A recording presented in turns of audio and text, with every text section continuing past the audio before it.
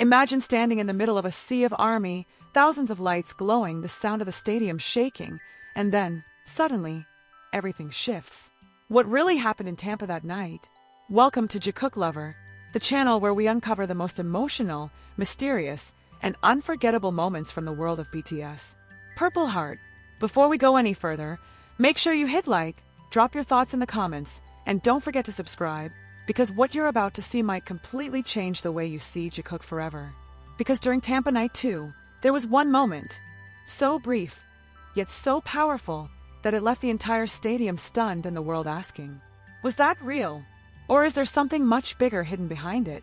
No one was truly prepared for what happened that night. Tampa Night 2 was supposed to be just another spectacular stop in a global tour that had already shattered expectations across continents. Fans filled the stadium hours before the show even began, carrying with them excitement, anticipation, and a kind of emotional energy that only something as powerful as a BTS concert could create.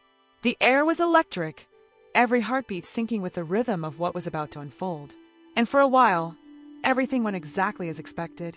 The lights, the music, the choreography, every element aligned perfectly. The members moved with precision and charisma, commanding the stage as they always do. The crowd responded with overwhelming passion, their voices rising into a thunder that seemed to shake the very structure of the stadium.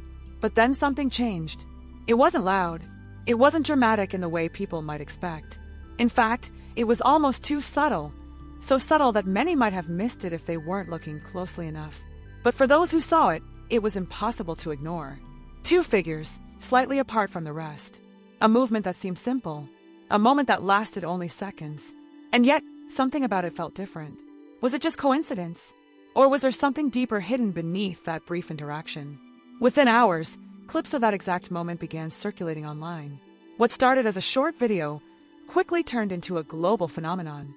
Millions of views, endless replays, fans slowing it down frame by frame, zooming in, analyzing every detail as if the truth was hidden somewhere between those fleeting seconds. Some dismissed it immediately. They called it normal, casual, just another playful interaction on stage. But others weren't so sure, because there was something in the way it happened, something in the timing, in the subtle tension, in the way their eyes seemed to meet, even if only for a fraction of a second. And then there was the atmosphere. Multiple fans who were physically present that night described something unusual. Not silence, because the stadium was still filled with thousands of voices, but a kind of emotional pause. A shift, as if, for a brief moment, everything slowed down. Some said they felt chills. Others said they instinctively turned to the people next to them, as if silently asking, "Did you just see that too?" And a few couldn't even explain it at all. That's when the theories began. What exactly did that moment mean? Was it simply an illusion created by heightened emotions and the overwhelming energy of the concert? Or was it something genuine, something unplanned that slipped through in a space where almost everything is usually controlled? The discussion spread rapidly. Social media platforms were flooded with interpretations, reactions, and debates. Some fans believed it was a rare glimpse into something real, something unfiltered. Others argued that it was being exaggerated far beyond what it actually was. But the most intriguing part wasn't the disagreement. It was the fact that so many people felt something, because even those who couldn't explain it still reacted to it. And that reaction, that shared sense of something happened, is what turned a few seconds into a global conversation. Media outlets began picking up the story, each trying to piece together what had occurred. Analysts, commentators, and longtime observers attempted to provide rational explanations. But even they hesitated to draw definitive conclusions. Because how do you explain something that isn't entirely visible but deeply felt? How do you define a moment that exists somewhere between reality and perception? Perhaps that's why this moment continues to live on. Because it doesn't offer answers. It creates questions. And in a world where so much is rehearsed, planned, and perfectly executed, a moment that feels spontaneous, raw, and unscripted becomes incredibly powerful. It becomes unforgettable. And maybe that's the real reason why Tampa Night 2 has taken on a life of its own. Not because of what was clearly seen, but because of what might have been. Because of the possibility that, for just a second, something real slipped through the surface. And as the clip continued to spread, something even more fascinating began to unfold. People weren't just watching it anymore. They were feeling it. There's a difference between seeing a moment and experiencing one, even through a screen. And somehow, this particular moment managed to cross that invisible boundary.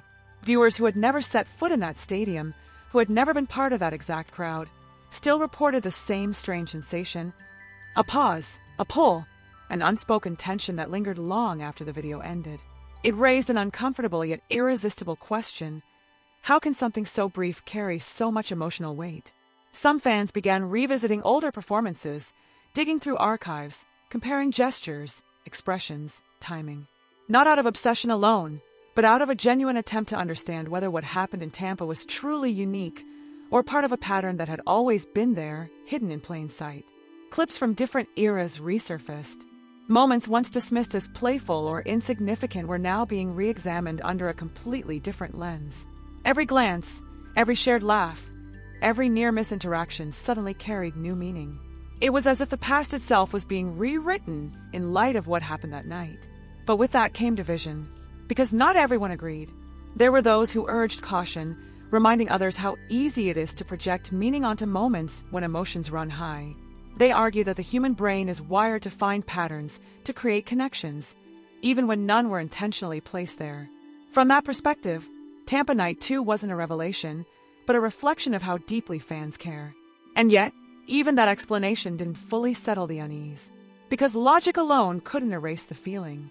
It couldn't explain why so many people, from different backgrounds, different cultures, and different perspectives, all reacted in such a similar way.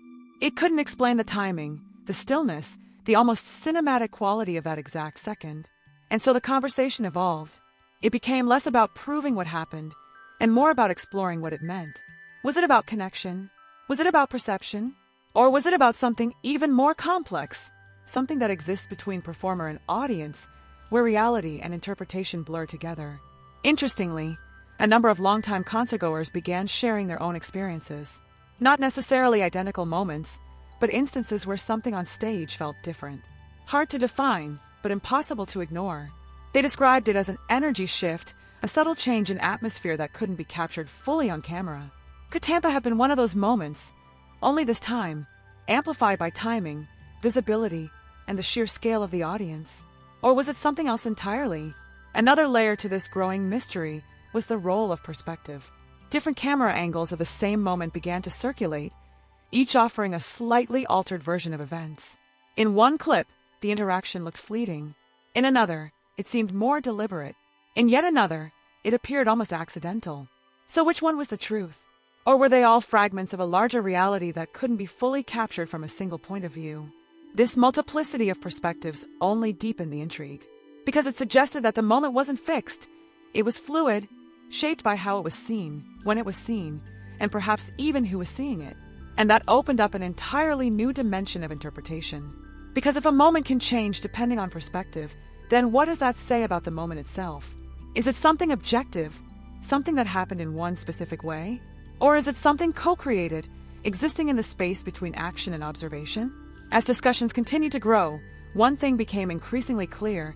Tampa Night 2 had moved beyond being just a concert memory. It had become a shared experience, one that extended far beyond the stadium, far beyond the original audience. It had become a phenomenon, and like all phenomena, it resisted simple explanation. Even those who initially dismissed it found themselves returning to the clip, watching it again, noticing details they hadn't seen before. A slight hesitation, a shift in posture, a glance that lasted just a fraction longer than expected. Individually, these details meant very little, but together, they formed something harder to ignore. Still, the absence of any official response continued to fuel speculation. No confirmation, no denial, just silence. And sometimes, silence speaks louder than anything else. Because in that silence, people begin to fill the gaps themselves. They imagine, they interpret, they connect dots that may or may not have been meant to be connected. And yet, even with all the theories, all the debates, all the replays, there remains a core element that refuses to be fully explained. A feeling, not a fact, not a conclusion, just a feeling that something, however small, was different that night. And perhaps that's the most powerful part of all, because facts can be proven or disproven, but feelings linger. They stay with you, quietly, shaping the way you remember something, influencing how you talk about it, how you share it with others. And in the case of Tampa Night 2, that feeling has done something extraordinary. It has kept the moment alive, long after the lights went out, long after the music faded, long after the crowd went home. The questions remain, unanswered, unresolved, unavoidable. And maybe that's exactly why this moment continues to matter. Because in a world where everything is constantly explained, categorized, and defined, something that refuses to be fully understood becomes rare. It becomes compelling. It becomes unforgettable. So now, as the discussions continue and the clip keeps circulating, one final thought lingers in the minds of those who have seen it, felt it, and questioned it. If that moment truly meant nothing, then why does it still feel like something?